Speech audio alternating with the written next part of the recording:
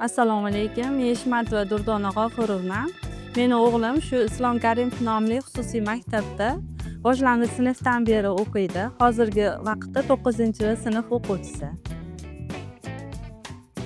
Men o'g'limni shu maktabga berishdan asosiy maqsadim o'g'limni har taraflama bilimga ega bo'lishini kutgandim. Men o'ylagandan-da hozirgi kunda ziyoda nafaqat o'zi istagan shu matematika, ingliz tili fanlaridan, balki barcha fanlardan, fizika, geografiya, biologiya kabi fanlardan ham chuqur bilimga ega bo'lyapti. O'g'lim bundan men juda xursandman. Bunga asosiy sabab o'qituvchilarni bolalarga do'stona yondashuvi. Sabab bolalarga shunaqangi chiroyli bilim berishadiki ustozlari. Men uni ko'rib o'zim haqiqatdan ham juda ham xursandman.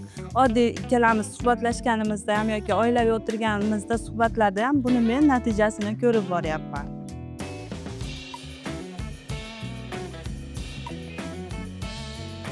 Men ushbu maktabda o'g'lim o'qiyotgandan juda ham xotirjamman. Sababi har taraflama bilim tarafidan ham, ilm tarafidan ham, balki texnika xavfsizligi tarafidan ham juda ham qattiq nazoratga olinadi. Har qanday vaziyatda men ustozlari bilan yoki shu zanjiriktirlar bilan bog'lanib, o'g'lim haqida ma'lumotlarga ega bo'lishim mumkin. O'g'lim boshlang'ich sinfdan boshlab hozirgi kunga qadar shu maktabda o'qib kelyapti. Hozir 9-sinf bo'lishiga qaramasdan matematika va tarix fanidan milliy sertifikatga ega bo'ldi. O'g'lim hozirgi kunda juda chuqur bilim olib, ingliz tili fanidan ham yuqori ko'rsatkichlar ko'rsatishga harakat qilmoqda. Men maktab ma'muriyatiga alohida minnatdorchiligimni bildiraman. Qizim ham mana shu yerda o'qib, hozirda oliygohda 1-kurs talabasi bo'lib o'qiyapti.